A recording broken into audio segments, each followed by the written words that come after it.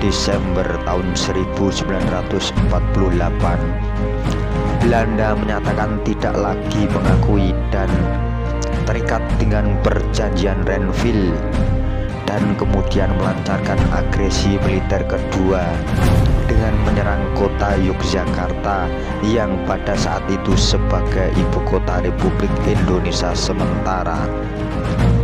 Dalam agresi tersebut, seluruh wilayah Yogyakarta dikuasai Belanda. Presiden, wakil presiden, dan beberapa pejabat tinggi berhasil ditawan Belanda.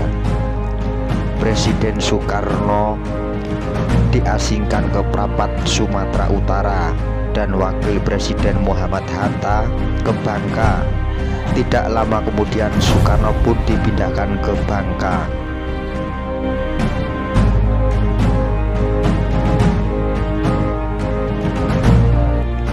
Dalam situasi ini, seluruh kekuatan Angkatan Perang Republik Indonesia yang ada di Yogyakarta diperintahkan keluar kota untuk bergerilya yang dipimpin oleh Panglima Besar Jenderal Sudirman yang saat itu dalam keadaan sakit. ABRI bergerilya bergerak ke selatan Yogyakarta melewati Karesidenan Surakarta, Madiun, dan Kediri. Setelah hampir 7 bulan bergerilya, Jenderal Sudirman memutuskan kembali ke Yogyakarta. Namun sesampai di Pacitan, pasukan Belanda menghadang. Akhirnya perjalanan ABRI dengan rute Tirtomoyo kemudian dialihkan ke daerah Sobo di Nawangan, Pacitan. Di daerah Sobo, pasukan gerilya ABRI bertahan dan bermarkas di daerah ini sejak 1 April hingga 7 Juli tahun 1949, yang merupakan waktu terlama pasukan ABRI bermukim di suatu daerah selama melakukan gerilya.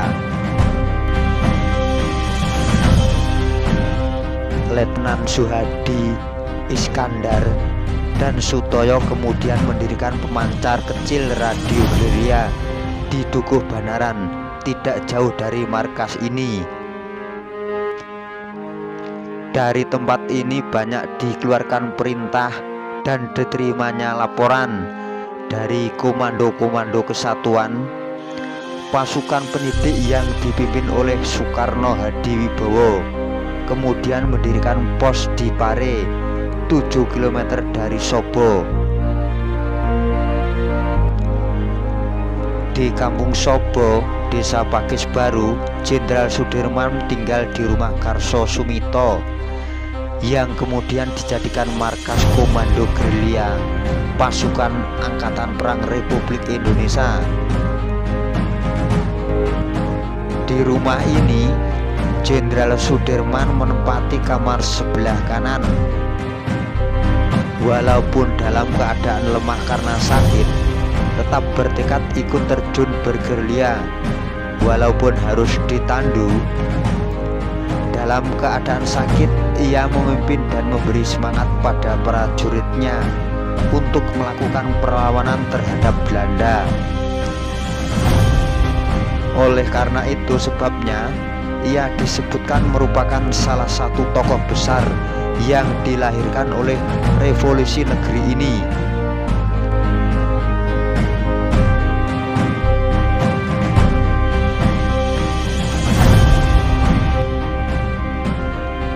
Sedangkan Kapten Suparjo Rustam tidur di sentong kirinya Jenderal Sudirman.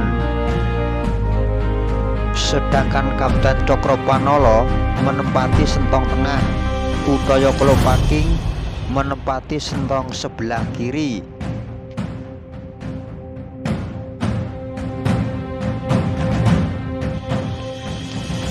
Selama Jenderal Sudirman berdiam di rumah Karso Sumito, nama dan keberadaannya sangat dirahasiakan.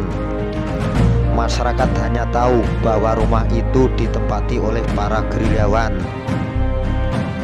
Jenderal Sudirman yang ketika itu sakit paru-paru selama di markas mendapatkan perawatan secara khusus dari para pasukannya, khususnya dari Suparjo Rustam, Cokropanolo, dan Utoyo Kolopaking yang senantiasa menjaga dan merawat secara bergantian hingga beliau sembuh dari sakitnya.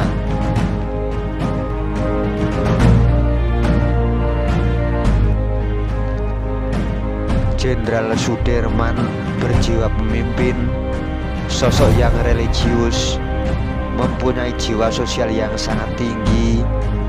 Walaupun beliau dalam keadaan sakit, sangat gigih dalam mempertahankan kedaulatan Republik Indonesia. Jasamu sangatlah besar, wahai pahlawan, dan akhirnya harus meninggal pada usia yang sangat relatif muda, yaitu di usia 34 tahun pada tanggal 29 Januari tahun 1950.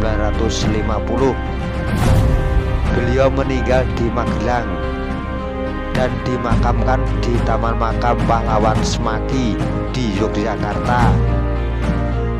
Juga dinobatkan sebagai pahlawan pembela kemerdekaan.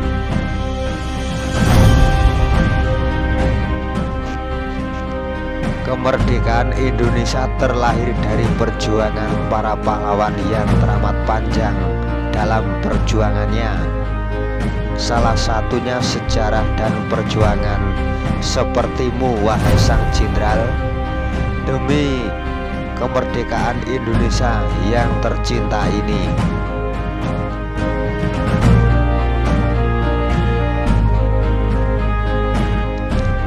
Semangatmu, perjuanganmu, dan kata-katamu menjadi kobaran semangat yang membara bagi generasi penerus bangsa dan akan selalu dikenang sepanjang masa.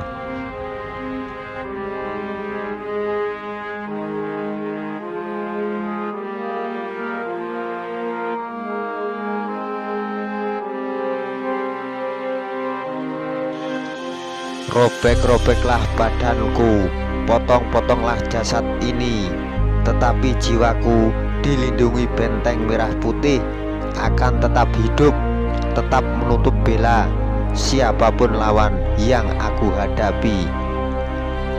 Semoga engkau mendapat yang terbaik di sisi Tuhan Yang Maha Esa.